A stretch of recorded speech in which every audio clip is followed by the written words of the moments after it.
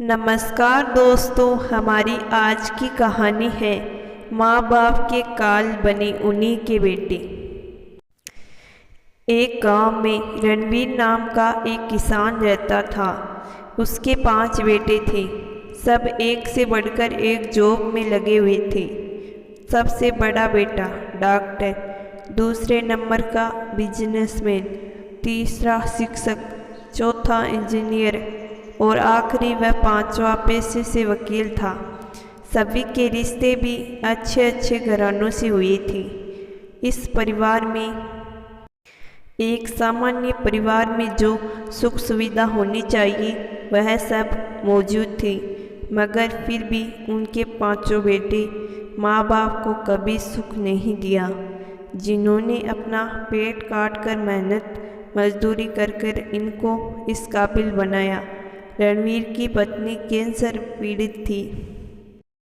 अपनी माँ के जीते जी उन्होंने उनका इलाज तो दूर कभी देखने की जहमत भी नहीं उठाई।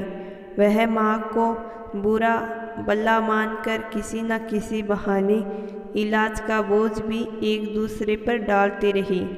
इसके लिए कोई काम का रोना रोता, कोई दाम का। ऐसा नहीं था कि वह इनकी नालायकियों को समझती नहीं थी। एक दिन तो हद तब हो गई जब एक दूसरे से यह कहने लगी कि अब माँ तो कैंसर होने के कारण जल्दी ही भगवान को प्यारी हो जाएगी, मगर फिर पिताजी हमारे लिए नई मुसीबत बन जाएंगे। यह बातें उनकी माँ ने सुन ली। मानो यह सब उनको सुनाने के लिए कहा गया हो।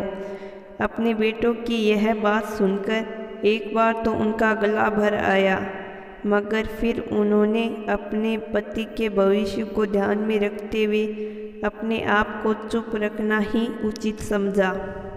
इस घटना के बाद उसने अपने इलाज या पीड़ा को लेकर कुछ भी करना बंद कर दिया। अभी वह अपनी बीमारी की पीड़ा को अंदर ही अंदर दबाने की कोशिश करने लगी, मगर वह इसमें ज़्यादा समय तक सफल ना हो सकी। इस तरह कैंसर से जूझते हुए एक दिन अपने बेटों को अपने जंजाल से हमेशा के लिए मुक्त कर दिया। जब वह इस बीमारी के चलते इस संसार को छोड़कर चली गई, लेकिन कहानी यहीं ख़त्म नहीं हुई। इसका दूसरा एपिसोड बाकी है, जिसका संकेत तो बेटों ने अपनी जिंदा माँ को पहले ही दे दिया था कि उसके अहम किरदार यानी उसके पिताजी को कुछ पता ही नहीं था। माँ ने कभी उनको दूसरों के सामने जाहिर नहीं होने दिया। माँ की चिता की राख अभी ठंडी भी नहीं हुई थी कि 5 बेटों ने मिलकर एक आपसी समझौते से पिता रणवीर बड़े बेटे के घर से निकालकर, जहाँ वह उनकी माँ के जिंदा रहते हुए रह रहे थे, अलग एक कमरे में शिफ्ट कर दिया।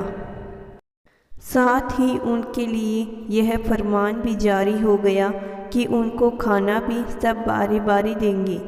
बेटों के इस जानवरों जैसे व्यवहार से आहत रणवीर उस काल कोठरी में बहुत ज़्यादा समय नहीं निकाला।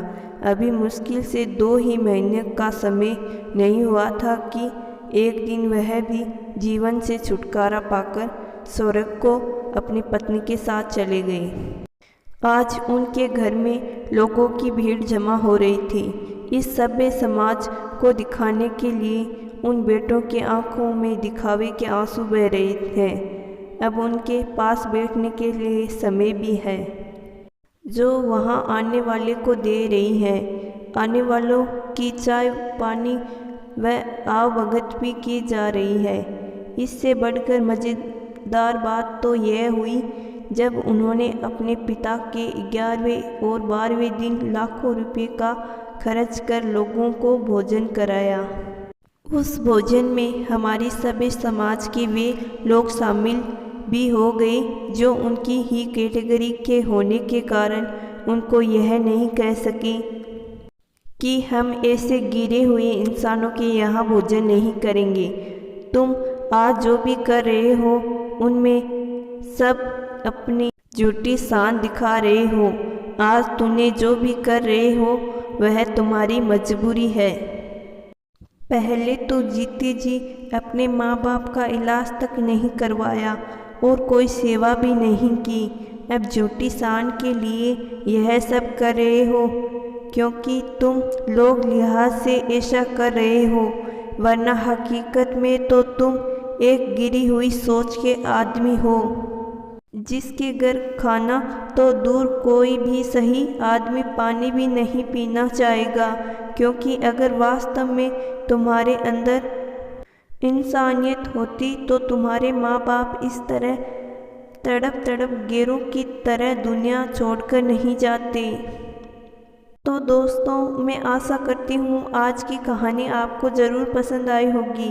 कहानी पसंद आई है तो कहानी को लाइक और चैनल को ज़रूर सब्सक्राइब करिएगा।